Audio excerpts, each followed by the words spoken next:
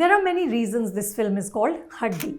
It's the name of the protagonist, who is a trans woman, and we get the horrific backstory of why she came to be called that in youth.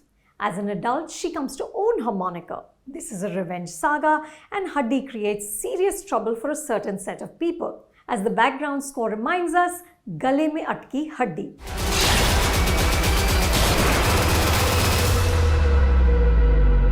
The title also refers to actual bones. Among other things, the bad guys in the film sell bones. At one point, we get this expository passage about how the flesh of a dead body is separated from the bone and then prepped for sale. This is graphically illustrated with the visual of a leg descending into some sort of acid and then emerging as only Haddi. In another scene, Haddi holds a skull and weeps. Perhaps debutant director Akshat Ajay Sharma was inspired by Hamlet, but the effect is less than Shakespearean. The film begins with Haddi moving from Allahabad to Delhi and joining a gang of transgenders and crossdressers. Early in the film, it's established that Haddi is a ruthless murderer. She's capable of inflicting pain and enduring it. She makes her way into the gang by suffering dozens of punches. But even as her face breaks under the blows, she insists that she can't be killed. "Main marti nahi" is her mantra. Akshat, who co-wrote the story with Agnya Bhalla, takes this to preposterous levels. Like a cockroach, Haddi is repeatedly compared to one. Haddi survives it all, including multiple gunshot wounds. Akshat has been educated in the school of Anurag Kashyap.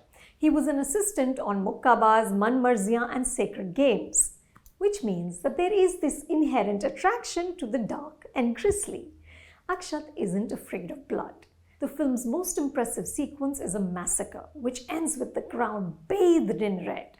Though that slow-motion dance of bodies being slaughtered set against music seems to be the direct descendant of Bijoy Nambiar's unforgettable Khoya Khoya Chand sequence in Shaitan and Sriram Raghavan's exquisite Rabata in Agent Vinod. Akshat clearly has talent, but too much of it is expended in constructing shock and not enough on the writing. It's almost as if the director wants to up the gore meter as high as he can. The film is also muddled in its approach to the characters. On the one hand, there is an effort to portray the brutal circumstances that transgenders endure, the hate and physical and emotional violence which ranges from lynching to snide remarks. On the other hand, the film has a lurid, leering gaze on the community which alienates even more. There are tender scenes between Haddi and her partner, and Haddi and Revati Ma, who heads the gharana where Haddi finds a home. The camaraderie between the women is portrayed with compassion, but it doesn't last long. The film is more interested in setting up Haddi as a dangerous, charismatic killing machine. She stabs, shoots and beats to death half a dozen men and gets the requisite slow-motion action sequence with pounding BGM to establish her prowess. There are passages that have a sort of macabre power, and Nawazuddin Siddiqui is fierce as this damaged, broken woman. In one scene, Haddi weeps and screams that in 35 years, she found one day of happiness and even that was destroyed. It's desperate and moving.